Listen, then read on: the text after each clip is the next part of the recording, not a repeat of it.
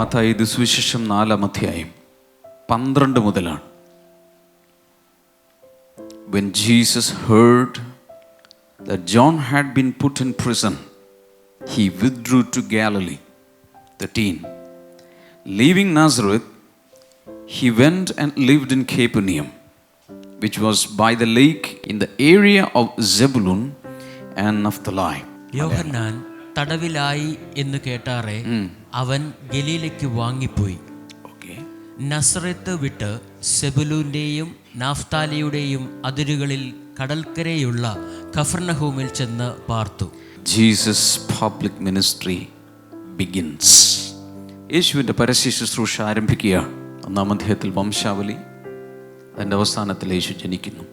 ഒരു രാജകുടുംബത്തിൽ യേശു ജനിക്കുന്നു. 2-ാം അധ്യായത്തിൽ യഹൂദന്മാരുടെ രാജാവായി പിറന്നവനെ തേടി കിഴക്കുന്ന വിദ്വാൻമാരെത്തുന്നു, കാഴ്ചകൾ അർപ്പിക്കുന്നു. അതിനുശേഷം 3-ാം അധ്യായത്തിലേക്ക് യേശുവിൻ്റെ സ്നാനവും കാര്യങ്ങളെല്ലാം കാണുന്നു. 4-ാം അധ്യായത്തിൻ്റെ തുടക്കത്തിൽ യേശു മരുഭൂമിയിൽ പരീക്ഷിക്കപ്പെടുന്നു. യേശുവിൻ്റെ ജീവിതത്തിൽ എന്ത് നടന്നാലും പഴയ നിയമത്തിൽ അതിന് ചില പാരലലുകൾ ഉണ്ടായിരിക്കും, ചില നിഴലുകളുണ്ടായിരിക്കും, സമാന്തരങ്ങളുണ്ടായിരിക്കും. കാരണം പുസ്തക ചുരുളിൽ എഴുതിയിരിക്കുന്നത് ജീവിക്കാൻ വേണ്ടിയാണ് യേശു വന്നത്. അതിനെക്കുറിച്ച് ഇങ്ങനെയാണ് ചിത്രീകരിക്കപ്പെടുന്നത്.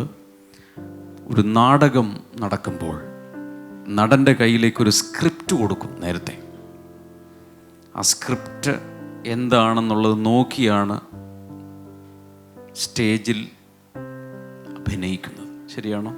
ഏതൊരു പ്ലേയിലും അങ്ങനെയാണ്. അല്ലാതെ അവിടെ വരുമ്പോൾ തോന്നുന്നത് വിളിച്ചു പറയല്ല, മൈക്ക് കാണുമ്പോൾ ആവശ്യമില്ലാത്തൊന്നും വിളിച്ചു പറയല്ല നടന്മാർ ചെയ്യുന്നത്. നേരത്തെ everything is prepared, everything is written down. ഇതുപോലെയാണ് യേശുവിനെ കുറിച്ച് എല്ലാ കാര്യങ്ങളും പുസ്തകത്തിൽ ചുരുളിൽ എഴുതിയിരുന്നു. ഓരോ ദിവസവും അതിന് പ്രകാരം അവൻ ജീവിച്ചു. അത്രേ ഉള്ളൂ. യേശുവിൻ്റെ പരസ്യ ശുശ്രൂഷ ഏകദേശം 3 വർഷമാണെന്ന് എല്ലാവർക്കും അറിയാം. 30 വർഷത്തെ ഒരുക്കവും 3 വർഷത്തെ ശുശ്രൂഷയും എഴുതുക. അതിൽ ആദ്യത്തെ വർഷം, the first year was a year of obscurity, അഥവാ ആദ്യത്തെ വർഷം. കാരണം മിനിസ്ട്രി ചെയ്തു വരികയാണ്. 2-ാമത്തെ വർഷം, the second year, it was a year of popularity, വലിയ പ്രസിദ്ധിയുടെ വർഷമായിരുന്നു. ഏറ്റവും യേശു പ്രസിദ്ധി ആർജിച്ചതും ഒത്തിരി ജനക്കൂട്ടങ്ങളുടെ വലിയ മെഗാ മീറ്റിങ്ങുകൾ നടന്ന വർഷമായിരുന്നു second year. Third year was A year of rejection. 3-ാം വർഷമായപ്പോൾ മീറ്റിങ്ങുകളിൽ ജനം കുറയാൻ തുടങ്ങി. യേശുവിനെതിരെ പലരും പല്ല് കടിക്കാൻ തുടങ്ങി. ഗൂഢാലോചനകൾ തുടങ്ങി. പറയൂ, 1-ാം വർഷം എന്ത് സംഭവിച്ചു? അധികം ഒന്നും അറിയപ്പെടാതെ ശുശ്രൂഷയിൽ ഇങ്ങനെ മുന്നിലേക്ക് പോവുകയാണ്. 2-ാം വർഷം the ministry at the peak, പ്രശസ്തിയുടെ കൊടുമുടിയിലെത്തി. തേർഡ് ഇയർ യേശു പല സ്ഥലങ്ങളിലും തിരസ്കരിക്കപ്പെടാൻ തുടങ്ങി. എതിരെ ഗൂഢാലോചനകൾ നടക്കാൻ തുടങ്ങി. ഇനി നമ്മൾ ഇന്ന് പഠിക്കുന്ന വേദഭാഗത്തിന് 12 മുതൽ 25 വരെ ഉള്ള ഭാഗത്ത് സ്ട്രക്ചർ ഏകദേശം ഇങ്ങനെയാണ്. വേണ്ടവർക്ക് എഴുതി വയ്ക്കാം. വാക്യങ്ങൾ 12 മുതൽ 17 വരെ. Jesus withdraws to Galilee. യേശു ഗലീല പ്രദേശങ്ങളിലേക്ക് പിൻവാങ്ങുന്നു. 12 മുതൽ 17 വരെ. 18 മുതൽ 22 വരെയുള്ള സെഗ്മെൻറ്റിൽ ജീസസ് ചൂസസ് 4 ഡിസൈപ്പിൾസ്. 4 ശിഷ്യന്മാരെ തിരഞ്ഞെടുക്കുന്ന കാര്യമാണ് എഴുതിയിരിക്കുന്നത്. സഹോദരന്മാരായ 4 പേർ എന്ന് വെച്ചാൽ ഒരമ്മ പറ്റ 2 പേർ, 2 പേർ.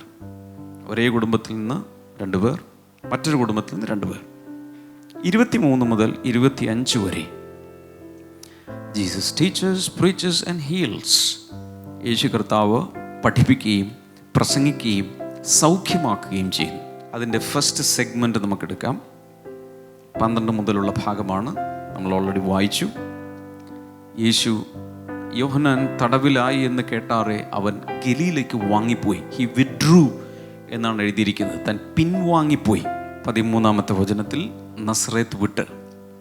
അറിയാമല്ലോ, നസറേത്തിലാണ് യേശു വളർന്നത്. അവിടെ നിന്ന് തെക്കോട്ട് നടന്ന് യോർദാനിലെത്തിയാണ് താൻ സ്നാനമേറ്റത്. പിന്നീട് നസ്രത്ത് വിട്ട് സെബുലൂൻ്റെയും നഫ്താലിയുടെയും അതിരുകളിൽ കടൽക്കരയുള്ള കഫർനഹൂമിൽ ചെന്ന് പാർത്തു. എന്ന് വെച്ചാൽ അത് വടക്കോട്ടാണ്. നസ്രത്തിൽ നിന്ന് വീണ്ടും വടക്കോട്ട് യാത്ര ചെയ്ത് കടൽക്കരയുള്ള ഗലീല കടലിൻ്റെ തീരത്തുള്ള കഫർനഹൂം എന്ന് പറയുന്ന സ്ഥലത്ത് ചെന്ന് പാർത്തു.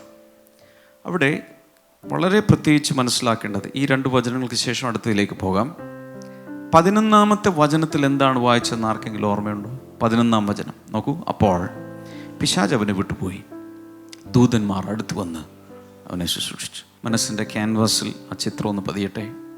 എന്താണ് കാണുന്നത്? അതുവരെ സാത്താൻ്റെ സാന്നിധ്യം. ഉപവാസ പ്രാർത്ഥനയുടെ ഒടുക്കമാണ്. സാത്താൻ വന്ന് നിറഞ്ഞു നിൽക്കുന്ന അറ്റ്മോസ്ഫിയർ. 3 മേഖലകളിൽ പരിശോധിച്ചു. ഏതൊക്കെയാണ് 3 മേഖലകൾ? പറയൂ. ജഡമോഹം, കൺമോഹം, ജീവനത്തിൻ്റെ പ്രതാപം. 3 മേഖലകളിൽ പരിശോധിച്ചിട്ട് കിട്ടിയില്ല. ഒരു കാരണവശാലും തൻ്റെ വരുതിയിൽ വരുത്താൻ കഴിയില്ല എന്ന് മനസ്സിലായപ്പോൾ നെഞ്ചത്തടിച്ച് കരഞ്ഞുകൊണ്ട് സാത്താൻ അവനെ വിട്ടുപോയി.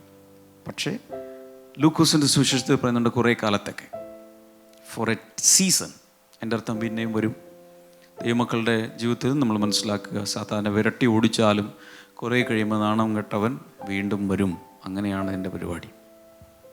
പക്ഷെ ഇവിടെ മാർവലസ് ആയി കാണുന്നൊരു കാര്യം, ദൂതന്മാർ അടുത്തു വന്നവനെ ശുശ്രൂഷിച്ചു. ഞാനൊരു വിശേഷം പറഞ്ഞാൽ വിശ്വസിക്കുമോ? സാത്താനെ ജയിക്കാൻ തീരുമാനിച്ച് പിശാചിനോട് എതിർത്ത് നിൽപ്പിൻ, എന്നാൽ അവൻ നിങ്ങളെ വിട്ട് ഓടിപ്പോകും എന്ന വചനപ്രകാരം ജയമെടുത്താൽ ഉടൻ തന്നെ ആരാ വരുന്നത്?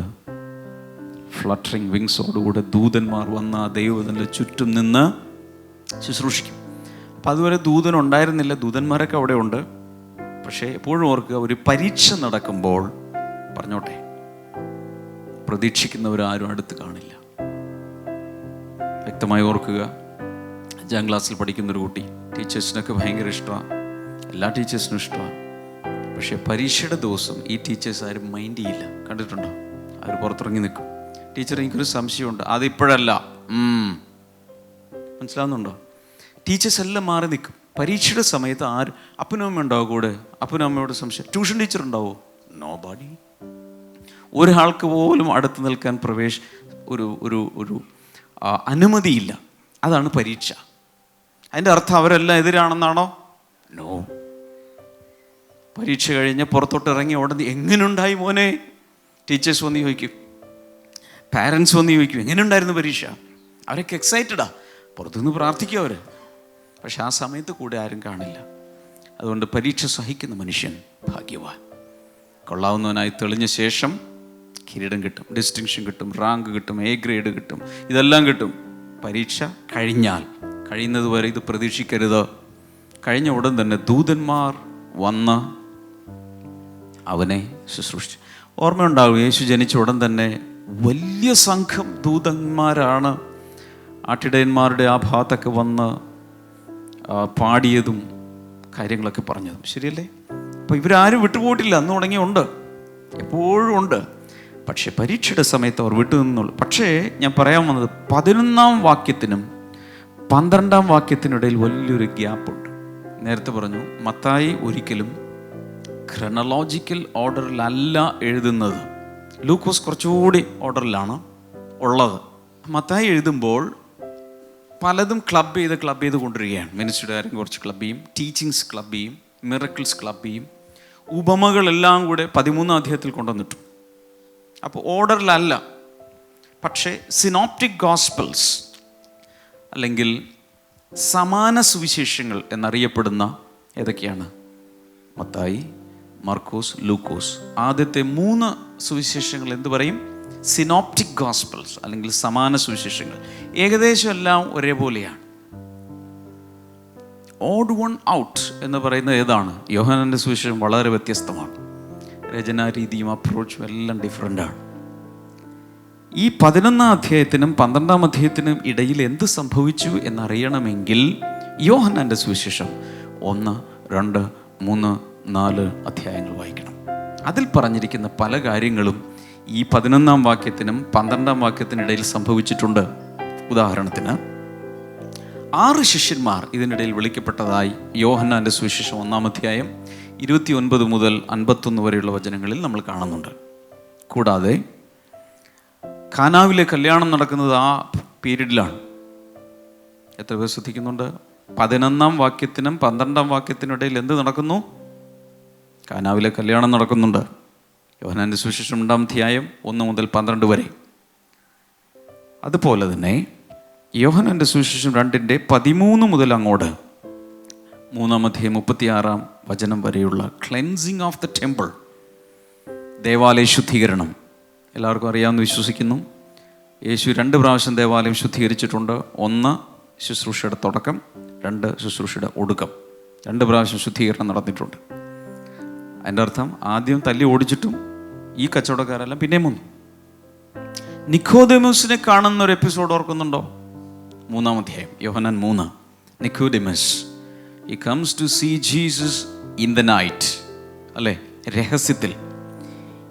പിന്നെ യോഹന്നാൻ്റെ സാക്ഷ്യം, ഇതെല്ലാം നടക്കുന്നത് ഈ കാലയളവിന് അകത്താണ്. അതിനിടയിൽ മറ്റൊരു സംഭവം കൂടെ ഉണ്ടായി. അന്നത്തെ ഹെരോദാവിനെതിരെ ആര് പ്രസംഗിച്ചു? യോഹന്നാൻ സ്നാപകൻ പ്രസംഗിച്ചു. തൻ്റെ സഹോദരനായ ഫിലിപ്പിൻ്റെ ഭാര്യ ഹെരോദ്യയെ ഈ പുള്ളിക്കാരൻ ഭാര്യയായിട്ടെടുത്തു. അത് അഡൾട്ടറിയാണ് എന്ന് ശക്തമായി. ആരെയും പേടിയില്ല സ്നാപക യോഹന്നാൻ, ഒരു മനുഷ്യനെയും പേടിയില്ല. രാജാവായാലും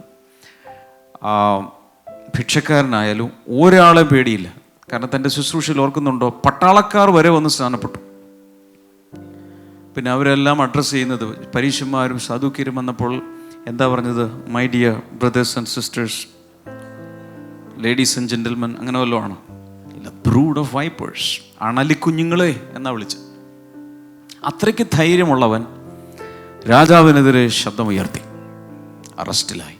അറിയാലോ, അവിടെ ഒരു വലിയ വിരുന്ന് നടന്നു. മോൾ ശലോമി വന്ന് ഭയങ്കര ഡാൻസ്, അപ്പന് ഭയങ്കര സന്തോഷം. രാജാവ് പറഞ്ഞു, മോളെ നിനക്ക് വേണ്ടി എന്ത് ചെയ്യണം?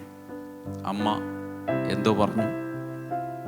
ഒരിക്കലും ഒരു പെങ്കൊച്ചും ഇന്ന് വരെ ചോദിക്കാത്ത ഒരു സമ്മാനം അവൾ ചോദിക്കുന്നു. അത്യുന്നതനായ ദൈവത്തിൻ്റെ പ്രവാചകൻ ഏലിയാവിൻ്റെ ആത്മാവിൽ ശക്തിയോടെ ശുശ്രൂഷിച്ച, ഉൽക്ക പോലെ ശുശ്രൂഷിച്ച, സ്ത്രീകളിൽ നിന്ന് ജനിച്ചവനിൽ ഇവനേക്കാൾ വലിയവനില്ല, അവൻ്റെ തല വേണം. മർക്കോസ് 6:25 അത് കാണാം. ഉടനെ അവൾ ബന്ധപ്പെട്ട് രാജാവിൻ്റെ അടുക്കൽ ചെന്ന്, ഇപ്പോൾ തന്നെ യോഹന്നാൻ സ്നാപകൻ്റെ തല ഇപ്പോൾ തന്നെ ഒരു തളികയിൽ തരയണം. ആരെവിടെ? ഓടുന്നു. കുറേ പട്ടാളക്കാർ സെല്ലിലേക്ക് ഓടുന്നു. ടെഞ്ചിൻ്റെ അകത്ത് അപ്പം തന്നെ തല ചോപ്പ് ചെയ്ത് വലിയൊരു തളികയിൽ ചോര ഇങ്ങനെ തളം കെട്ടി നിൽക്കുമ്പോൾ, അതുവരെ പ്രവചിച്ച നാവ്, ശുശ്രൂഷിച്ച, ശക്തമായി വിളിച്ചു പറഞ്ഞ, ദൈവരാജ്യം പ്രസംഗിച്ച എല്ലാം കൂടെ കൊണ്ടുവന്ന് കൊടുത്തു. അതുകൊണ്ട് അവൾ ഞെട്ടി വരണ്ട ഓടിക്കാണ്. കാരണം പെങ്കൊച്ചി ഇതിനൊന്നും ആവശ്യപ്പെട്ട ആയിരുന്നു എൻ്റെ പുറകിൽ, അമ്മയായിരുന്നു എൻ്റെ പുറകിൽ, ഹെരോദ്യ. ഇതൊക്കെ നടന്നത്, അത്രയും സംഭവങ്ങൾ 11-ാം വാക്യത്തിനും 12-ാം വാക്യത്തിനും ഇടയിൽ നടന്നു. അതിനുശേഷമാണ് അങ്ങനെ അറസ്റ്റിലായ സമയത്ത്, അറസ്റ്റിലായ സമയത്ത് 12-ാമത്തെ വചനത്തിലേക്ക് വരാം. യോഹന്നാൻ തടവിലായി, തല വെട്ടിയിട്ടില്ല. ആ സമയത്താണ് ഈ ചരിത്രം തുടങ്ങുന്നത്. എന്ന് വെച്ചാൽ അത്രയും കാര്യങ്ങൾ എന്തുകൊണ്ടാണെന്ന് നമുക്കറിയില്ല. ആദ്യത്തെ സുവിശേഷന്മാർ പലരും ആ പീരീഡിൽ കൊണ്ടുവന്ന് വയ്ക്കാൻ വിട്ടുപോയിട്ടുണ്ട്. എന്തെങ്കിലുമൊക്കെ അതിൽ കാരണങ്ങൾ കാണും. ഇത് കേട്ടു, അതായത് യോഹന്നാൻ അറസ്റ്റിലായി എന്ന് കേട്ട ഉടൻ തന്നെ അവൻ ഗലീലയ്ക്ക് വാങ്ങിപ്പോയി. ചുരുക്കി പറഞ്ഞാൽ,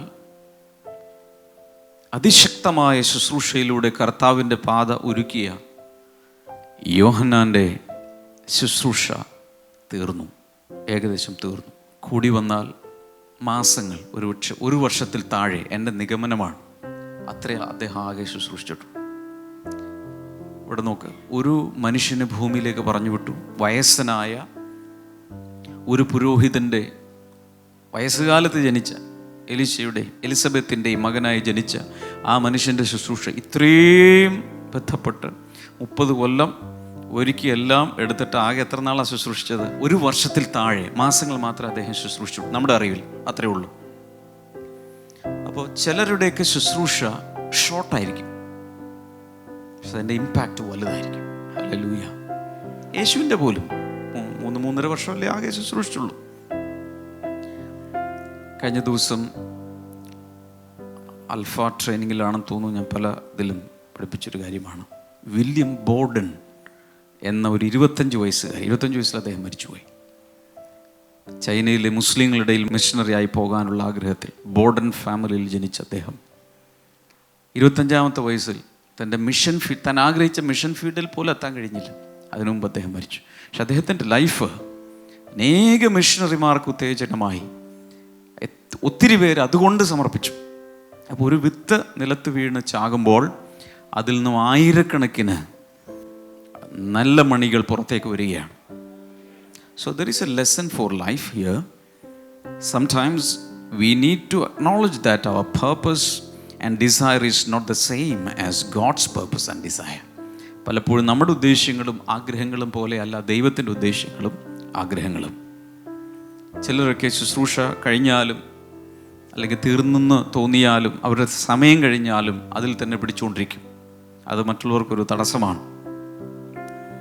നമ്മൾ മനസ്സിലാക്കേണ്ടത് we should learn and recognize God's sovereign plan and desire. ദൈവത്തിൻ്റെ പ്ലാനും ആഗ്രഹങ്ങളും നമ്മൾ മനസ്സിലാക്കി നമ്മൾ ശുശ്രൂഷിക്കണം. പക്ഷെ നമുക്കറിയാം, യോഹന്നാൻ തടവിലായ സമയത്ത് he was very much upset and he was shaken. അല്ലേ? തനിക്ക് ഭയങ്കരമായ ഇടർച്ചയുണ്ടായി. എന്തുകൊണ്ടിങ്ങനെ സംഭവിച്ചു? ലോകത്തിന് യേശുവിനെ പരിചയപ്പെടുത്തിയത് സ്നാപക യോഹന്നാനാണ്. ഇത് ലോകത്തിൻ്റെ പാപങ്ങളെ ചുമക്കുന്ന ദൈവത്തിൻ്റെ കുഞ്ഞാട്. ഇത് പറഞ്ഞത് സ്നാപക യോഹന്നാനാണ്. എന്നാൽ അവസാനം അദ്ദേഹത്തിൻ്റെ ഒരു സംശയം ഉണ്ടായി. ഇവൻ തന്നെയാണോ വരുവാനുള്ളവൻ? ഞങ്ങൾ മറ്റൊരുവനെ കാത്തിരിക്കണമോ? എത്ര വലിയ ശുശ്രൂഷ ചെയ്തതെന്ന് പറഞ്ഞാലും ഒരുപക്ഷെ ചില ബലഹീന നിമിഷങ്ങളിൽ സംശയങ്ങൾ വരാം. ഇന്ന് ഈ വചനപഠനത്തിലിരിക്കുന്ന, ഉപവാസ പ്രാർത്ഥനയിലിരിക്കുന്ന ആർക്കെങ്കിലും സംശയം വല്ലതും വന്നിട്ടുണ്ടോ ദൈവത്തിനെ കുറിച്ച്? എപ്പോഴെങ്കിലും? ആർക്കുമില്ല. സ്നാപക യോഹന്നാന് മാത്രമേ ഉള്ളൂ. നമുക്കെല്ലാവർക്കും വന്നിട്ടുണ്ട്. ചില സമയങ്ങളിൽ നമ്മൾ ദൈവത്തിൻ്റെ വാഗ്ദത്തങ്ങളെ സംശയിക്കാറുണ്ട്, ദൈവത്തിൻ്റെ സാന്നിധ്യത്തെ സംശയിക്കാറുണ്ട്, ദൈവത്തിൻ്റെ ഉണ്മയെ സംശയിക്കാറുണ്ട്. ഇതൊക്കെ വെറും കെട്ടുകഥയാണോ? ഒന്നും മനസ്സിലാകുന്നില്ല. അങ്ങനെയുള്ള സമയങ്ങൾ വരാം. അതിൻ്റെയും അർത്ഥം ദൈവം നമ്മളെ ഉപേക്ഷിച്ചൊന്നുമല്ല. നമ്മൾ മനുഷ്യരാണ്, ഫ്ലക്ച്വേഷൻസ് കാണും. നമ്മൾ വായിച്ചത് മത്തായി 4:12 ഗലീലയ്ക്ക് പോയി. അതിനുശേഷം 13-ാമത്തെ വാക്യത്തിൽ പറയുന്നത് അവൻ കഫർനഹൂമിൽ ചെന്ന് പാർത്തു. എല്ലാവരും പറയാം കഫർനഹൂം.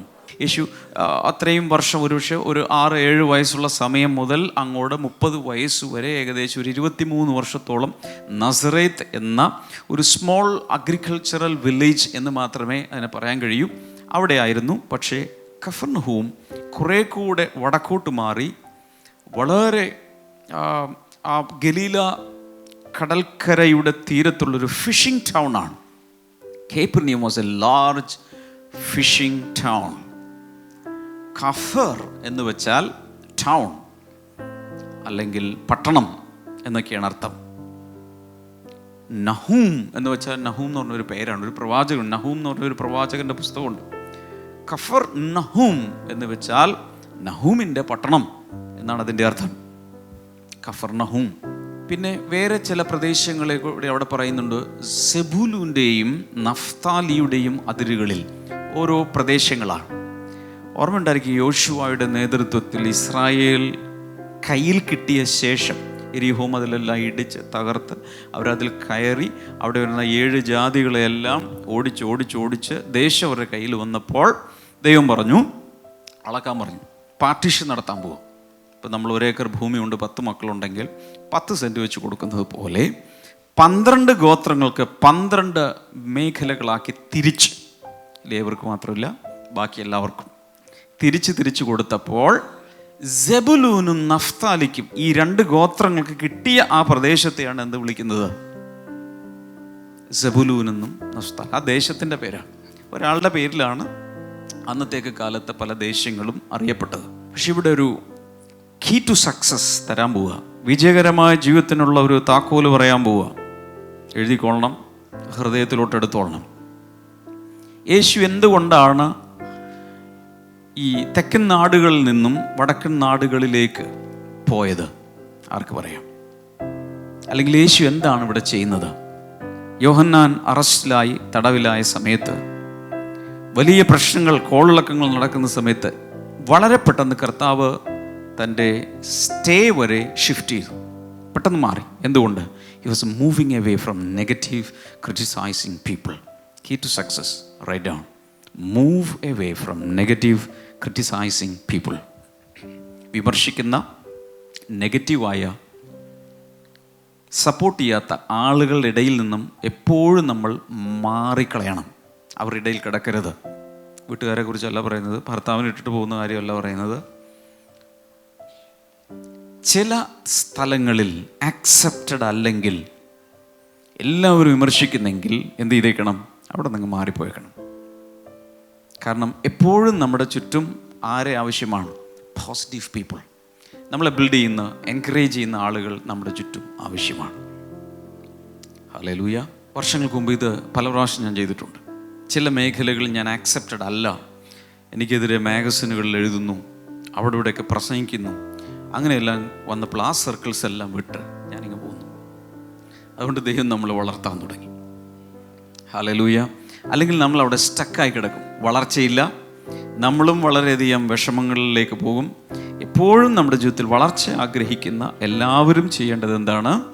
Move away from negative and criticising people. 14-ാമത്തെ വചനത്തിലേക്ക് വരാം. To fulfil what was said through prophet Isaiah, land of Zebulun and land of Naphtali, the way of the sea beyond the Jordan, Galilee of the Gentiles, the people living in darkness have seen a great light. On those living in the land of the shadow of death, a light was dawned. From that time on, Jesus began to preach, repent, for the kingdom of heaven has come near. Zebulun ദേശവും നാഫ്താലി ദേശവും കടൽക്കരയിലും യോർദാൻ അക്കരയുമുള്ള നാടും ജാതികളുടെ ഗലീലയും. ഇങ്ങനെ ഇരുട്ടിലിരിക്കുന്ന ജനം വലിയൊരു വെളിച്ചം കണ്ടു. മരണത്തിന്റെ ദേശത്തിലും നിഴലിലും ഇരിക്കുന്നവർക്ക് പ്രകാശം ഉദിച്ചു.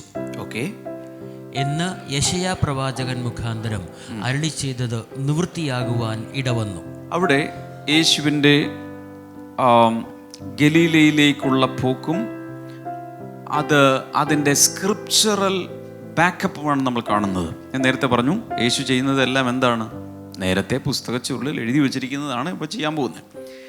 ഏറ്റവും കൂടുതൽ യേശുവിനെ കുറിച്ച്, വരാനിരിക്കുന്ന യേശുവിൻ്റെ രക്ഷകൻ്റെ ജനനത്തെക്കുറിച്ചും ജീവിതത്തെക്കുറിച്ചും പ്രവചിച്ച പ്രവാചകൻ ആരാ?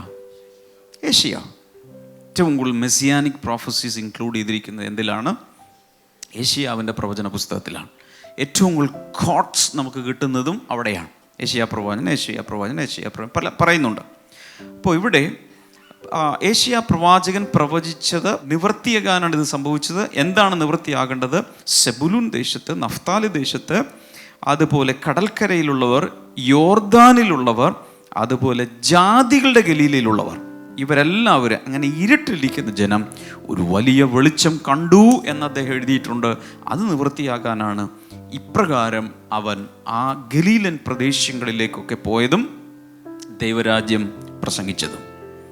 അപ്പോൾ Jesus purpose is to bring light to those dwelling in darkness. ഇരുളിലിരിക്കുന്നവർക്ക് വെളിച്ചം കൊടുക്കുക എന്നുള്ളതാണ് യേശുവിൻ്റെ ലക്ഷ്യം. എല്ലാവരും ചേർന്ന് പറയാം. ഇരുളിൽ ഇരിക്കുന്നവർക്ക് എന്ത് കൊടുക്കുക? പ്രവാചകൻ തന്നെ, യെശയ്യാവ് തന്നെയാണെന്നാണ് എൻ്റെ വിശ്വാസം. ഇങ്ങനെ പറഞ്ഞിട്ടുണ്ട്, ഇതാ അന്ധകാരം ഭൂമിയെയും കൂരിരുട്ട് ജാതികളെയും മൂടുന്നു. അങ്ങനെ മൂടി ജാതികളെയും എല്ലാവരെയും കൂരിരുൾ മൂടിക്കിടക്കുമ്പോൾ യേശു എന്ത് ചെയ്യുന്നു? നേരെ ആ ഭാഗങ്ങളിലേക്ക് ചെല്ലുകയാണ്. ഈ ജാതികളുടെ ഗലീല എന്ന് പറയാൻ കാരണം, ഗലീലയുടെ ചുറ്റും, ഗലീല കടലിന് ചുറ്റുമുള്ള കുറേയധികം പട്ടണങ്ങളുണ്ട്. ടൈബീരിയാസ് തുടങ്ങി അങ്ങ് ഒത്തിരി പട്ടണങ്ങളുണ്ട്. ബെഥസ്ദ, കഫർനഹൂം, ഖാന തുടങ്ങിയുള്ള പ്രദേശങ്ങളെല്ലാം ആ ഭാഗത്താണ്. ഏറ്റവും കൂടുതൽ യേശു കർത്താവ് സമയം ചെലവഴിച്ചതും ശുശ്രൂഷയിൽ ഏറ്റവും കൂടുതൽ ശുശ്രൂഷ ചെയ്തതും അവിടെയാണ്. കാരണം യഹൂദി നാട്ടിൽ ആ ജെറുസലേമിൻ്റെയൊക്കെ പരിസരവും അതിന് ചുറ്റുമുള്ള സ്ഥലങ്ങളിൽ യേശു കർത്താവിൻ്റെ ശുശ്രൂഷ അത്രയും അധികം വെളിപ്പെട്ടില്ല. മനസ്സിലാവുന്നുണ്ടോ? നസറേത്തിലും അധികം ആക്സെപ്റ്റഡ് അല്ലായിരുന്നു. കാരണം നിത്യം കണ്ട ആളാണ്. പിന്നെ ഇപ്പോൾ വലിയ ആളായിട്ട് എവിടെ പോയിട്ട് വന്നിരിക്കുന്നത് പറഞ്ഞു അച്ഛൻ്റെ മോനായിട്ട് അവിടെയും കിട്ടി. പക്ഷേ ഇവിടെയാണ് ഏറ്റവും കൂടുതൽ ശുശ്രൂഷ നടന്നത്. ജാതികളുടെ ഗലീൽ എന്ന് പറയാൻ കാരണം അവിടെ ജാതികളുടെ പ്രസൻസ് വളരെ കൂടുതലായിരുന്നു. ഓക്കെ, യഹൂദന്മാരോട് ചേർന്ന് വീടുകൾ പല ഭവനങ്ങൾ വെച്ച് ജാതികൾ ഒത്തിരി പേർ കുടിയേറി പാർത്തിരുന്നൊരു സ്ഥലമാണ്. എല്ലാവർക്കും വെളിച്ചമായി ഇതാ യേശു ചെല്ലുകയാണ്. ഇങ്ങനെ ഓർക്കുക, ഒരു ഹ്യൂജ് സ്പോട്ട് ലൈറ്റ് കണ്ണിൽ കാണുക. ഇത് ഭയങ്കര ഇരുട്ടിലിരിക്കുന്ന ഒരു സ്ഥലത്തോട് ഇങ്ങനെ പോകും, ഒരാളെ കൊണ്ടുപോവുക. അപ്പം എന്ത് സംഭവിക്കും? ആ നാട് മുഴുവൻ വെളിച്ചം. This was what was happening spiritually. ആത്മമണ്ഡലത്തിൽ നടന്നുകൊണ്ടിരുന്നത് എന്താ? യേശു ഒരു സ്ഥലത്തൂടെ ഒരു നാട്ടിലൂടെ നടന്നു പോകുമ്പോൾ എന്ത് ചെയ്യുക? ഹ്യൂജ് ലൈറ്റ് അതിലൂടെ പോവുക. അങ്ങനെ പോകുമ്പോൾ യഹൂദന്മാർക്കും ജാതികൾക്കും ഒരുപോലെ സെബുലൂൻ, നഫ്താലി തുടങ്ങിയ യഹൂദ പ്രവിശ്യകളിലും അതുപോലെ തന്നെ ജാതികളുടെ നാടുകളിലും യേശു വെളിച്ചമായി ചെല്ലാൻ തുടങ്ങി. വെളിച്ചത്തിനൊരു പ്രത്യേകതയുണ്ട്. ഈ വെളിച്ചം സാധാരണ വെളിച്ചമല്ല, ആത്മീയ വെളിച്ചമാണ്. പറയും, ആത്മീയ വെളിച്ചം. ആത്മീയ വെളിച്ചത്തിൻ്റെ പ്രത്യേകത, രാത്രിയാണെന്ന് വിചാരിക്കുക, നിങ്ങളുടെ കയ്യിൽ നിന്ന് മോതിരം താഴെ പോയി. എന്താ ചെയ്യാൻ പോകുന്നു? ഒരു ലൈറ്റ് എടുക്കും. കറണ്ടൊന്നും ഇല്ലെങ്കിൽ എന്ത് ചെയ്യും? മൊബൈലിൻ്റെ ലൈറ്റോ ടോർച്ചോ എടുത്തിട്ട് എല്ലായിടത്തും നോക്കും. അങ്ങനെ നോക്കി വരുമ്പോൾ മോതിരം മാത്രമല്ല, കട്ടിലിൻ്റെയൊക്കെ അടിയിലാണെങ്കിൽ അവിടെ മാറാലയോ മുടിയൊക്കെ പറന്ന് നടക്കുന്നതോ പൊടി ഇങ്ങനെ കിടക്കുന്നതോ കാണും. ശരിയാണോ? വെളിച്ചത്തിനൊരു പ്രത്യേകതയുണ്ട്. It even exposes dust particles, cobwebs, ഇതെല്ലാം പുറത്തിട്ട് വരും. വെളിച്ചം അടിക്കുമ്പോൾ ഇത് കാണും. ഇരുട്ടിൽ ആരും ഇത്രയും നാൾ മാസങ്ങൾ ഇത് കണ്ടിട്ടില്ല. പക്ഷേ ഉള്ളിൽ പോകുമ്പോൾ ഇതെല്ലാം കാണും. So this spiritual light exposed sins of people. യേശു വരികയല്ല, എല്ലാവർക്കും പാപബോധമുണ്ട്. നമ്മൾ ഓർക്കുന്നുണ്ടായിരിക്കും, ഈ പത്രോസിൻ്റെ വഞ്ചിയിലൊക്കെ കയറി യേശു പ്രസംഗിച്ചു. അതിനുശേഷം വല വീശാൻ പറഞ്ഞു. ഭയങ്കര വല വീശി കിട്ടിയപ്പോൾ മീനല്ല പുള്ളി നോക്കുന്നത്, ഒരൊറ്റ വീഴ്ചയാണ് ആ ബോട്ടിൽ യേശുവിൻ്റെ കാലിലോട്ട്. ഞാൻ പാപിയായ മനുഷ്യൻ, എന്നെ വിട്ടു പോവും. കാരണം എന്താ? പാപബോധം വെളിയിലേക്ക് വന്നു. യേശു വെളിച്ചമായി അടുത്തേക്ക് വന്നാൽ ഉടൻ തന്നെ കുറ്റബോധം ഉണ്ടാവും, പാപബോധം ഉണ്ടാവും. Because he exposes sins of the people. He reveals truth. 2, അവൻ സത്യത്തെ വെളിപ്പെടുത്തുന്നു. Number 3, he reveals hidden motives of human hearts. മനുഷ്യഹൃദയങ്ങളിൽ ഒളിച്ചിരിക്കുന്ന, രഹസ്യത്തിലിരിക്കുന്ന മോട്ടീവ്സ് എല്ലാം വെളിപ്പെടുത്തും. യോഹന്നാൻ 8:12 എനിക്കിഷ്ടമാണ്. I am the light of the world. Whoever follows me will not walk in darkness, but have the light of life. വായിക്കാമോ? ഞാൻ ലോകത്തിൻ്റെ വെളിച്ചമാകുന്നു.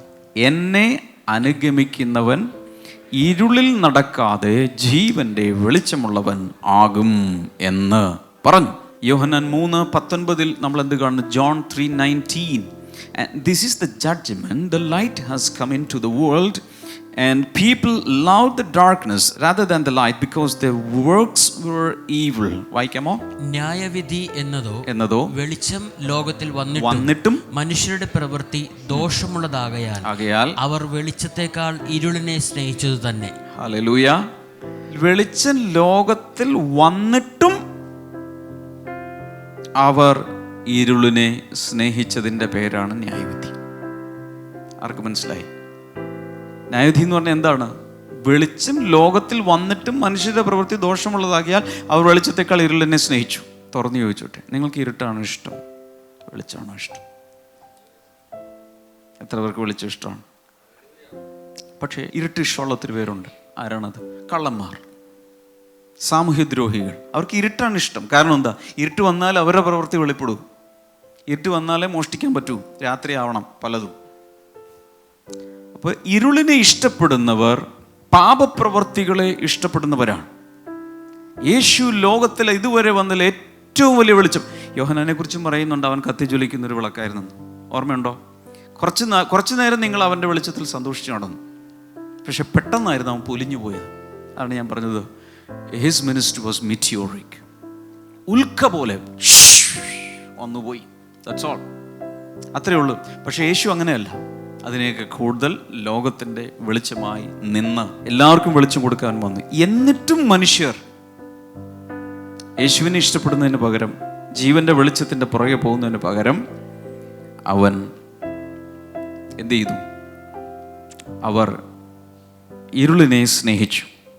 എഫേസ്യ ലേഖനം 5:8-9, Ephesians chapter 5 verse number 8 and 9. അതിൻ്റെ ഒരു പോർഷൻ ഇങ്ങനെയാണ്: for at one time you were darkness, but now you are light in the world. Walk as children of light. മുൻപേ നിങ്ങൾ ഇരുളായിരുന്നു, okay, ഇപ്പോഴോ കർത്താവിൽ വെളിച്ചമാകുന്നു. എല്ലാവരും ചേർന്ന് ഒരിക്കൽ കൂടെ വായിക്കാം. മുമ്പേ നിങ്ങൾ ഇരുളായിരുന്നു, ഇപ്പോഴോ കർത്താവിൽ വെളിച്ചം ആകുന്നു. കർത്താവിന് പ്രസാദമായത് എന്തെന്ന് പരിശോധിച്ചുകൊണ്ട് വെളിച്ചത്തിലുള്ളവരായി നടന്നുകൊള്ളുവിൻ. എഫേസ്യ ലേഖനം 6:12 നമ്മൾ കാണുന്നത്, നമുക്ക് പോരാട്ടമുള്ളത് ജഡരക്തങ്ങളോടല്ല, വാഴ്ചകളോടും അധികാരങ്ങളോടും ഈ അന്ധകാരത്തിന്റെ ലോകാധിപതികളോടും rulers of the darkness of this world.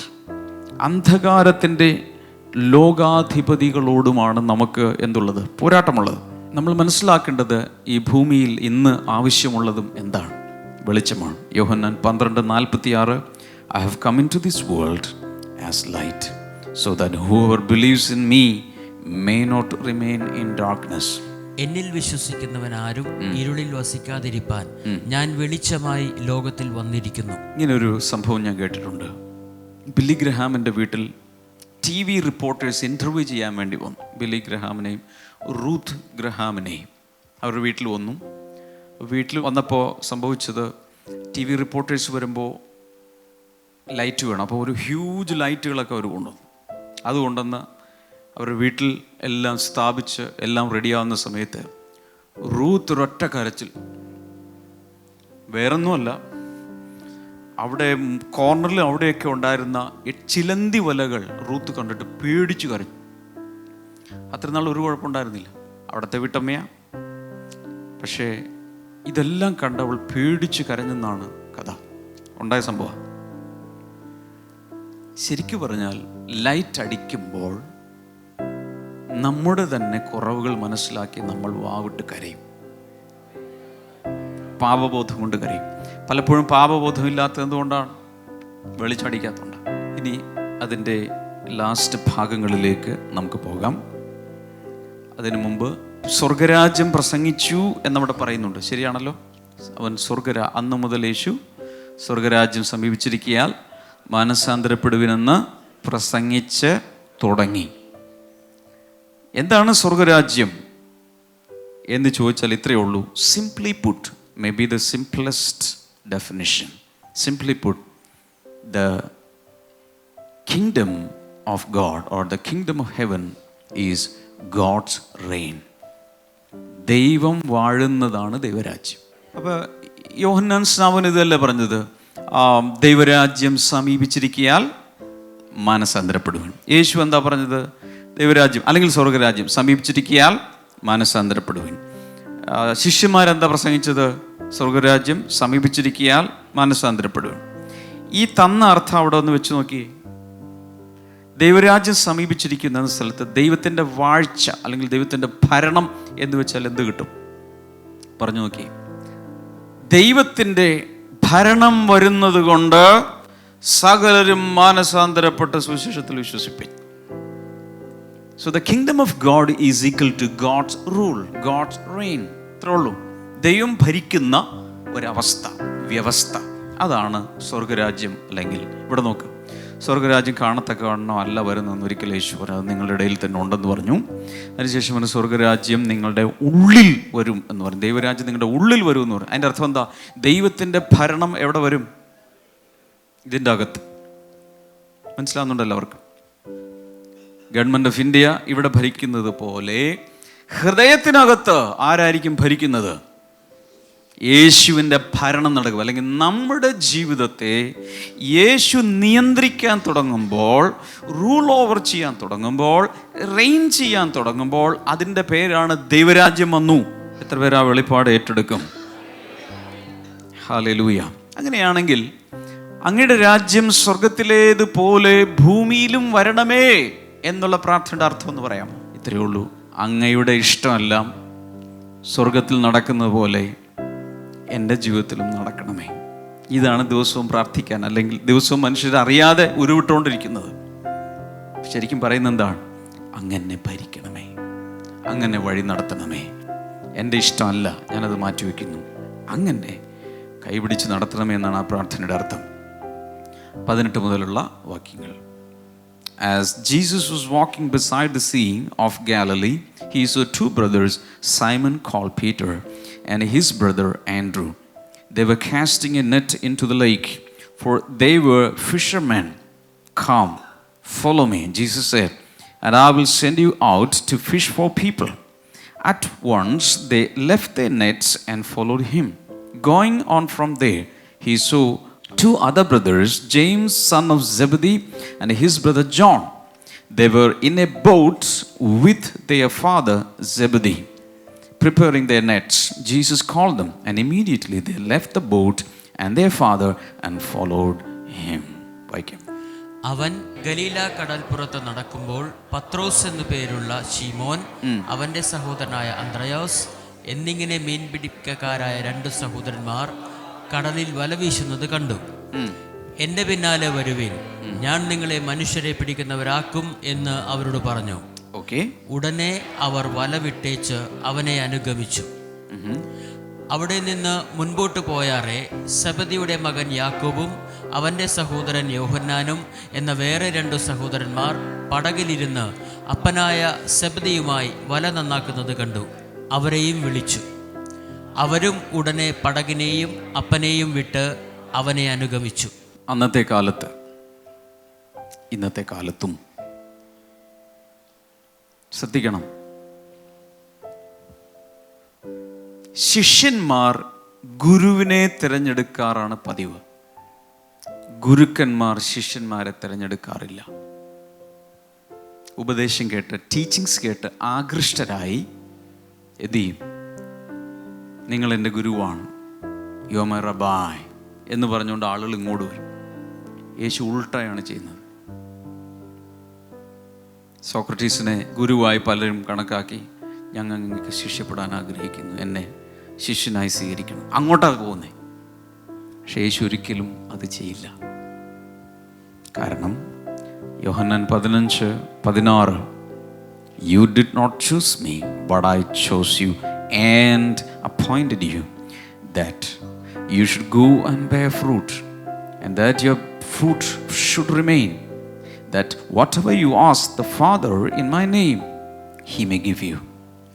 നിങ്ങൾ എന്നെ തിരഞ്ഞെടുത്തു എന്നല്ല, അല്ല, ഞാൻ നിങ്ങളെ തിരഞ്ഞെടുത്തു, നിങ്ങൾ പോയി ഫലം കായ്ക്കേണ്ടതിന്, നിങ്ങളുടെ ഫലം നിലനിൽക്കേണ്ടതിനും നിങ്ങളെ ആക്കി വെച്ചുമിരിക്കുന്നു. നിങ്ങൾ എൻ്റെ നാമത്തിൽ പിതാവിനോട് അപേക്ഷിക്കുന്നതൊക്കെയും അവൻ നിങ്ങൾക്ക് തരുവാനായിട്ട് തന്നെ. എല്ലാവരും ചേർന്ന് ആമേൻ പറയാം. ഇനി ആരാണ് ഈ ഗുരു? സകല ഗുരുക്കന്മാരുടെയും he is the teacher of the teachers, he is the rabbi of the rabbis. അത്രയും വലിയൊരാള് വന്ന് സാധാരണ ഫിലോസഫേഴ്സോ തിങ്കേഴ്സോ അല്ല, അത്രയും വലിയൊരാൾ വന്ന് മുക്കുവരായ ചിലരെ വിളിക്കുന്ന കാഴ്ച, ഇതാണ് നമുക്കും ലഭിച്ചിരിക്കുന്ന ഭാഗ്യം. കർത്താവ് നമ്മളോട് പറയുക, നിങ്ങൾ വന്ന് എന്നെ തിരഞ്ഞെടുത്തതല്ല, ഞാൻ നിങ്ങളെ തിരഞ്ഞെടുത്തു. ഞാനൊരു കാര്യം പറയട്ടെ, ഏതിനാ ക്രെഡിറ്റ് കൂടുതൽ? നമ്മൾ പോയി അങ്ങോട്ട് പറഞ്ഞു, നീ ഇന്നു മുതൽ എൻ്റെ ദൈവം എന്ന് പറയുന്നതാണോ? ഇങ്ങോട്ട് വിളിച്ചിട്ട് പറയാം, നീ എൻ്റെ മോനാണ്, നീ എൻ്റെ ശിഷ്യനാണ് എന്ന് ഇത്രയും വലിയൊരാൾ പറയുന്നതാണോ ക്രെഡിറ്റ് കൂടുതലുള്ളത്. കർത്താവ് ഇങ്ങോട്ടൊന്ന് വിളിക്കുന്നതാ. ശരിയാണോ? നിങ്ങൾക്ക് ഇന്ന് പ്രൈം മിനിസ്റ്ററുടെ ഓഫീസിൽ നിന്നൊരു കോഡ് വന്നാൽ എന്തായിരിക്കും നിങ്ങളുടെ അവസ്ഥ? അപ്പോൾ തന്നെ എല്ലാ വാട്സാപ്പ് ഗ്രൂപ്പുകളിലും അയക്കും. എന്ത് ചെയ്ത് എന്ത് പറയുന്നുണ്ട്? Prime minister call me today sharp at 8:35. എല്ലായിടത്തും വിളംബരം ചെയ്യില്ലേ? ഇങ്ങോട്ട് ഉന്നതങ്ങളിൽ നിന്നും ഇങ്ങോട്ടൊരു വിളി വന്നാൽ അത് ഭയങ്കരമാണ്. ഇവിടെ നമ്മൾ കാണുന്നതാണ്. അത്യുന്നതനായ ദൈവം ഭൂമിയിലേക്ക് വന്നിട്ട് സാധാരണ മുക്കുവന്മാരെ അവരുടെ ഇടയിൽ നിന്നും വിളിച്ചു വേർതിരിക്കുന്നു. ഹല്ലേലൂയ. ഇവിടെ ഇങ്ങനെ അടിക്ക്, പറ കൺഗ്രാജുലേഷൻസ്. ഇപ്പുറത്തും അടിക്ക്, കൺഗ്രാജുലേഷൻസ്. അടുത്ത ആൾക്ക് അടിച്ചു കൊടുത്തിട്ട് പറ കൺഗ്രാജുലേഷൻസ്. കാരണം എന്താ? നമ്മളാരും പോയി യേശുവിനെ തിരഞ്ഞെടുത്തതല്ല. നമ്മളാരും യേശുവിനെ ഗുരുവായി അങ്ങോട്ട് പോയി കണ്ടുപിടിച്ച്, അതൊക്കെ നമ്മൾ പറയും തേടി കണ്ടുപിടിച്ച്, അതൊരു വശം. പക്ഷേ കർത്താവ്, each and everyone sitting here, each and everyone sitting there, we are handpicked by the Lord. വന്ന് നമ്മളെ കർത്താവ് നേരിട്ട് വ്യക്തിപരമായി ക്ഷണിച്ചിട്ടാണ് ഇവിടെ ഇരിക്കുന്നത്. ഇതെപ്പോഴും നമ്മുടെ ഉള്ളിലൊരു ബോധ്യം വേണം. അത് ഓർക്കുമ്പോൾ അഭിമാനം തോന്നും. കർത്താവ് എന്നെ വിളിച്ചു. ഞാൻ ഓർക്കുന്നുണ്ട് 1980കളിൽ ആദ്യം ആ കർത്താവിനെ അറിഞ്ഞ ശേഷമുള്ള മാസങ്ങളിൽ വീടിൻ്റെ അടുത്തുള്ള ഒരു വിറകുവരയിൽ പോയി പായിട്ടിരുന്ന് പ്രാർത്ഥിക്കുന്ന സമയത്ത് എൻ്റെ ഇമാജിനേഷൻസ് പോവുകയാണ്. ഇത്രയും വലിയൊരു പ്രപഞ്ചം, ആ പ്രപഞ്ചത്തിലൊരു ക്ഷീരപഥം, സോളാർ സിസ്റ്റം, ആ സോളാർ സിസ്റ്റത്തിനുള്ളിൽ സൂര്യനെ ചുറ്റി ഇങ്ങനെ കറങ്ങിക്കൊണ്ടിരിക്കുന്ന ഒരു ഭൂമി, ആ ഭൂമിയിൽ ഒത്തിരി ഭൂഖണ്ഡങ്ങൾ, ആ ഭൂഖണ്ഡങ്ങളിൽ ഒന്ന് ഏഷ്യയിൽ ഒരു രാജ്യം ഇന്ത്യയിൽ ഒരു സംസ്ഥാനം കേരളം, അതിലൊരു ജില്ല എറണാകുളം, അതിലൊരു ഗ്രാമം ചേരാനല്ലൂർ. അവിടെ പൊട്ടിപ്പൊളിഞ്ഞിരിക്കുന്ന ഒരു കൊച്ചു വീട്ടിലൊരു ചെറുക്കനെ, ഓ മൈ ഗോഡ്, അന്ന് രാത്രി ഞാൻ കൈ ഉയർത്തി ദൈവത്തെ സ്തുതിച്ചു. ഉറക്കം വരുന്നില്ല, ഇത് ഓർത്തിട്ട് ഉറക്കം വരുന്നില്ല. ഇത്രയും വലിയൊരു മഹാപദവി കർത്താവ് തന്നല്ലോ. ഈ ഉൾക്കാഴ്ചയാണ് കർത്താവിനോടുകൂടെ ഗ്ലൂ ചെയ്ത് നമ്മളെ നിർത്തുന്നത്. മനസ്സിലായി? പ്രശ്നങ്ങളും പ്രതികൂലങ്ങളും വരുമ്പോൾ അറിയണം കർത്താവിൻ്റെ തെരഞ്ഞെടുപ്പ്. ഞാൻ ഇങ്ങനെ കൂടെ പറയാറുണ്ട് എപ്പോഴും. യോഹന്നാൻ 15:16, John 15:16 is my appointment letter. സ്വർഗത്തിൽ നിന്ന് എനിക്ക് കിട്ടിയ അപ്പോയിൻമെൻറ്റ് ലെറ്റർ. സ്വർഗത്തിലധികം ഒപ്പിട്ട് പറഞ്ഞേക്കാം, ഞാൻ എന്നെ അപ്പോയിൻ്റ് ചെയ്തിരിക്കും. ഇംഗ്ലീഷിൽ അങ്ങനെ തന്നെ പറയുന്നത്, I have appointed U.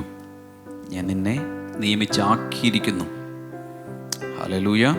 But I chose you and appointed you. Appointment ലെറ്ററാണ് നമുക്ക് കിട്ടിയിരിക്കുന്നത്. ഒരു കാര്യം കൂടെ പറഞ്ഞിട്ട് നമുക്ക് മുന്നോട്ട് പോകാം. യേശുവിൻ്റെ 12 ശിഷ്യന്മാരെല്ലാവരും ആണുങ്ങളായിരുന്നു എന്ന് എല്ലാവർക്കും അറിയാം. അതിൽ പത്രോസ് പോലുള്ള ചിലർക്ക് അവർ ഫാമിലി ആയിരുന്നു, അതും അറിയാം. പക്ഷേ മത്തായി സുവിശേഷം 27-ാം അധ്യായം ഒന്നെടുക്കണം. 55-56 വചനങ്ങൾ വായിക്കുമ്പോൾ, many women who had followed Jesus from Galilee and given him support were also there, watching from a distance.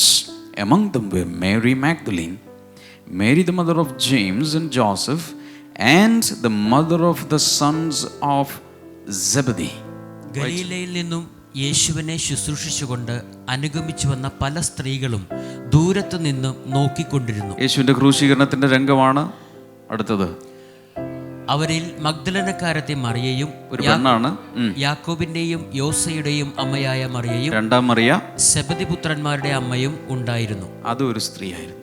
അത് ചില പേരുകൾ മാത്രമാണ്. കൂടാതെ മറ്റ് ചില ഭാഗങ്ങൾ, എസ്പെഷ്യലി ലൂക്കോസിൻ്റെ സുവിശേഷം 8-ാം അധ്യായത്തിൻ്റെ ആദ്യ ഭാഗങ്ങളിലും നമ്മൾ ചില സ്ത്രീകളെ കാണുന്നുണ്ട്. പക്ഷേ ഇവരിൽ ഏകദേശം എല്ലാവരും തന്നെ എവിടെ നിന്നുള്ളവരായിരുന്നു? ഗലീല നാട്ടിൽ നിന്നുള്ളവരായിരുന്നു. യേശുവിൻ്റെ ശിഷ്യഗണങ്ങളിൽ പ്രധാനപ്പെട്ട പുരുഷന്മാരും സ്ത്രീകളും ഗലീലയിൽ നിന്നും ഉള്ളവരായിരുന്നു. അത് സ്ഥാപിക്കാൻ വേണ്ടിയാണ് ഞാനിതെല്ലാം പറഞ്ഞത്. കാരണം most of Jesus earthly ministry was in Galilee. Jesus met his disciples in Galilee after the resurrection. ഇനി അങ്ങനെ വരെ പറഞ്ഞിരുന്നു, ഞാൻ ഗലീലയ്ക്ക് പോകുന്നു. അപ്പോൾ ഉയർപ്പിന് ശേഷവും ഗലീലയിൽ വെച്ച് ഇവരെ കർത്താവ് മീറ്റ് ചെയ്യുന്നുണ്ട്. അങ്ങനെ മത്തായി പറഞ്ഞു വരുമ്പോൾ ആ ഗലീലൻ പ്രദേശങ്ങൾക്ക് കൂടുതൽ പ്രാധാന്യം കൊടുത്തുകൊണ്ടാണ് താൻ ഇതെല്ലാം എഴുതുന്നത്. ഈ ശിഷ്യന്മാരെ എന്ന് വെച്ചാൽ 4 ശിഷ്യന്മാരെ വിളിച്ച കഥയാണ് ഇവിടെ പറയുന്നത്. ആരൊക്കെയാണ്? പത്രോസ്, അന്ത്രയോസ്, യാക്കോബ്, യോഹന്നാൻ, 2 pairs of brothers. പറഞ്ഞതാണ് ഫോളോ മീ. പറഞ്ഞ് എന്നെ അനുഗമിക്കുക. ഓറക്കെ പറയാം. യേശു പറഞ്ഞ് എന്നെ അനുഗമിക്കുക. What A statement! ഈ ഒരു ശരിയായ അർത്ഥത്തിൽ ചരിത്രത്തിൽ ഒരാൾക്ക് പോലും ഇത് പറയാനുള്ള യോഗ്യതയില്ല, മറ്റൊരാൾക്ക് പോലും പറയാനുള്ള യോഗ്യതയില്ല. കാരണം യേശു പറയുന്ന ഇതാണ്, follow me to live with me and to learn by watching my life. എൻ്റെ ജീവിതം കണ്ട്, എൻ്റെ മിനിസ്ട്രി കണ്ട് പഠിക്കാൻ വാ, എന്നെ അനുഗമിക്കും. ഞാൻ നിങ്ങളുടെ ഗുരുവാണ്. പോര്, ഞാൻ എങ്ങനെ ചിന്തിക്കുന്നു, ഞാൻ എങ്ങനെ ഭാവിക്കുന്നു, ഞാൻ എങ്ങനെ പ്രാർത്ഥിക്കുന്നു, ഞാൻ എങ്ങനെ സഞ്ചരിക്കുന്നു, ഞാൻ എങ്ങനെ ജീവിക്കുന്നു, ഞാൻ എങ്ങനെ വിശുദ്ധി കാക്കുന്നു, ഞാൻ എങ്ങനെ പരീക്ഷകളെ ജയിക്കുന്നു, ഞാൻ എങ്ങനെ രോഗികളെ സൗഖ്യമാക്കുന്നു, എങ്ങനെയാണ് ഭൂതങ്ങളെ ഞാൻ പുറത്താക്കുന്നത്, എങ്ങനെയാണ് ഈ ഭൂമിക്ക് രക്ഷ ഞാൻ കൊണ്ടുവരുന്നത്, എങ്ങനെയാണ് പ്രസംഗിക്കേണ്ടത്, എല്ലാം കണ്ട് പഠിക്കുക. Follow me. കണ്ണൂർ നോക്കാമോ? വിളിക്കുന്ന എല്ലാവരെയും കർത്താവ് അങ്ങനെ വിളിച്ചു, ഫോളോ മീ. യേശുവിൻ്റെ ജീവിതത്തിൽ എന്തെല്ലാം ഉണ്ടോ അതെല്ലാം അതുപോലെ ഒപ്പിയെടുക്കാൻ. കർത്താവിൻ്റെ ജീവിതത്തിലുള്ള ഇനി അതിനപ്പുറത്തോട്ടൊരു ക്യാരക്ടറില്ല, ഇതിനപ്പുറത്തോട്ടൊരു പേഴ്സണാലിറ്റി ഇല്ല, ഇതിനപ്പുറത്തോട്ടൊരു ഹീറോ ഇല്ല, ലീഡറോ ഇല്ല, ഇതിനപ്പുറത്തേക്ക് ഒരു രക്ഷകനില്ല. Perfect personality. കർത്താവ് പറയുന്നത് ഫോളോ മീ. ഇതുപോലെയാ, കണ്ടുപഠിക്കേ. വാ, ട്രെയിനിങ് തരാം, പരിശീലനം തരാം, കൂടെ നടത്താം, കൂടെ നടക്കാം, കൂടെ യാത്ര ചെയ്യാം. പെട്ടിയെടുത്ത് പോര്. Follow my example. എൻ്റെ മാതൃക കണ്ട് പഠിക്കുക. അപ്പോൾ ഫോളോ മീ എന്ന വാക്കിനകത്ത് അടങ്ങിയിരിക്കുന്ന ആഴങ്ങൾ മനസ്സിലാക്കാനാണ് ഞാൻ ഇതെല്ലാം പറയുന്നത്. യോഹന്നാന്റെ സുവിശേഷം 21:21 പത്രോസ് യേശുവിനോട് ചോദിക്കും, ഇത് ഉയർപ്പെല്ലാം കഴിഞ്ഞ് കൺക്ലൂഷൻ മീറ്റിംഗ് ഒക്കെ നടന്നുകൊണ്ടിരിക്കുന്ന സമയത്താണ് പറയുന്നത്, lord, what about this man? Jesus said to him, if it is my will, യേശു പറയാ, if it is my will that he remain until I come, what is that to you? You follow me. അവനെ പത്രോസ് കണ്ടിട്ട്, കർത്താവേ, ഇവൻ എന്ത് ഭവിക്കും എന്ന് യേശുവിനോട് ചോദിച്ചു. യേശു അവനോട്, ഞാൻ വരുവോളം ഇവൻ ഇരിക്കണമെന്ന് എനിക്കിഷ്ടമുണ്ടെങ്കിൽ അത് നിനക്ക് എന്ത്? നീ എന്നെ അനുഗമിക്കുക എന്ന് പറഞ്ഞു. നമ്മുടെ ഭാഷ പറഞ്ഞ അന്യന്റെ കാര്യം നീ നോക്കണ്ട, നീ എന്നെ അനുഗമിച്ചാൽ മതി. പത്രോസ് ചോദിക്കും, ഇവൻ എന്ത് സംഭവിക്കും? ഇവന് എന്ത് സംഭവിക്കും? നീ അത് അറിയണ്ട. ഇവിടെ നോക്ക്. വിളി കിട്ടിയിട്ടുണ്ടെങ്കിൽ അപ്പൻ എന്ത് സംഭവിക്കും, അമ്മയ്ക്ക് എന്ത് സംഭവിക്കും, ബ്രദറിന് എന്ത് സംഭവിക്കും, ബ്രദറിലോയ്ക്ക് എന്ത് സംഭവിക്കും, ചിന്തിച്ച് നിൽക്കരുത്. നീ എന്നെ അനുഗമിക്കും. You follow me. ആ ശക്തിയേറിയ ദൂത് മനസ്സിലായോ? കാരണം ഗോഡ്സ് കോൾ ഈസ് പേഴ്സണൽ. അത് നിനക്കാ കിട്ടിയത്, വ്യക്തിപരമാണ്. ഭാര്യയെ നോക്കി നിൽക്കരുത്, ഭർത്താവിനെ നോക്കി നിൽക്കരുത്, പിള്ളേരെ നോക്കി നിൽക്കരുത്, അമ്മാച്ചനെ നോക്കി നിൽക്കരുത്. ദൈവം നിന്നെ വിളിച്ചെങ്കിൽ ആ വിളി ഉന്നത വിളിയാണ്, വിശുദ്ധ വിളിയാണ്, സ്വർഗീയ വിളിയാണെന്ന് മനസ്സിലാക്കി ഉടൻ തന്നെ ഇറങ്ങുക. ബൈബിൾ പറയുന്നു, immediately they left their nets and followed him.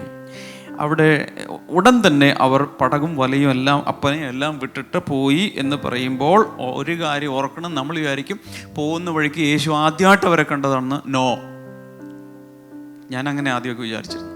ഇതെല്ലാം കഴിഞ്ഞ് കർത്താവ് അതിൽ പോകുന്ന വഴിക്ക് രണ്ടുപേരും അവിടെ നിന്ന് മീൻ പിടിക്കുന്നു. അവർ പോകുന്നു.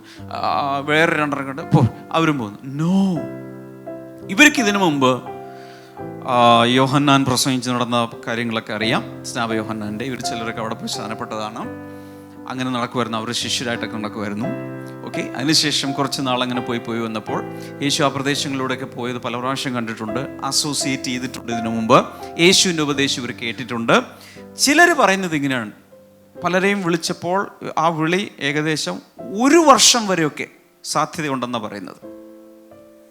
പല പ്രാവശ്യം യേശുവിനെ കാണാനും അസോസിയേറ്റ് ചെയ്യാനും കാര്യങ്ങൾ അറിയാനും ഒക്കെ മനസ്സിലായി കഴിഞ്ഞപ്പോഴാണ് യേശു പറഞ്ഞത്, വാ. എന്തിന്? ഫുൾ ടൈം മിനിസ്ട്രിക്ക്. മനസ്സിലാവുന്നുണ്ടോ? ഫുൾ ടൈം മിനിസ്ട്രിയുടെ കാര്യം ഞാൻ പറയുന്നത്, സാധാരണ വിളിയെക്കുറിച്ചല്ല. അതല്ലാതെ ആദ്യമായിട്ട് കണ്ട് വാ എന്ന് പറഞ്ഞപ്പോൾ അപ്പം തന്നെ പോകുന്നു. നോ, അതിനു മുമ്പേ വിശ്വാസത്തിൽ വന്നു. അതിനു മുമ്പേ അവർ യേശുവിൻ്റെ ടീച്ചിങ്സ് കേട്ടു, എന്താ പരിപാടി എന്നൊക്കെ മനസ്സിലാക്കി. അതിനുശേഷം അറിഞ്ഞാണ് അവർ ഇറങ്ങിയത്, അതല്ലാതെ ചുമ്മാ അങ്ങ് ഇറങ്ങിയതല്ല. ഹല്ലേലൂയ. ലാസ്റ്റ് ഭാഗങ്ങളോട് വായിച്ച് അവസാനിപ്പിക്കുക. 23.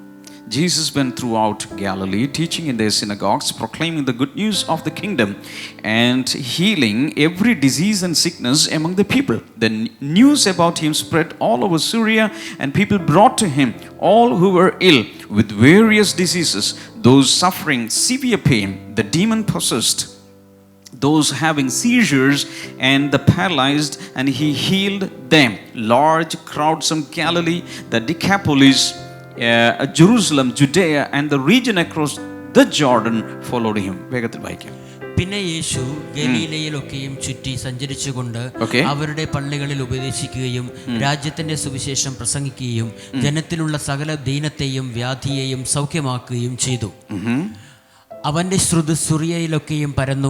നാനാവ്യാധികളിലും ബാധകളാലും വലഞ്ഞവർ, ഭൂതഗ്രസ്തർ, ചന്ദ്രരോഗികൾ, പക്ഷപാതക്കാർ, ഇങ്ങനെ സകലവിധ ദീനക്കാരെയും അവൻ്റെ അടുക്കൽ കൊണ്ടുവന്നു.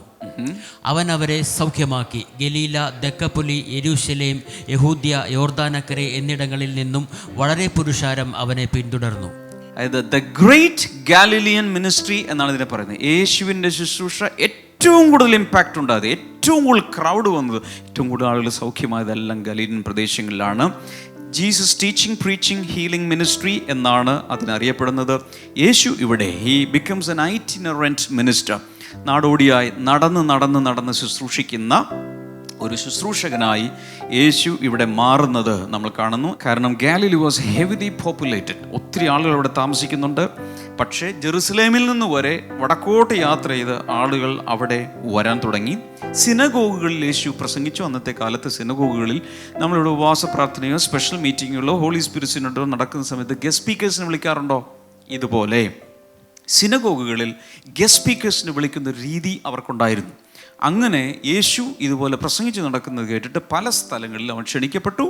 അവിടെ ചെന്ന് അവൻ പ്രസംഗിക്കുന്നതെല്ലാം ടോട്ടലി ന്യൂ ടീച്ചിങ്. ഇതുവരെ ചരിത്രത്തിൽ ആരും പ്രസംഗിച്ചിട്ടില്ലാത്തത് യേശു പ്രസംഗിച്ചു.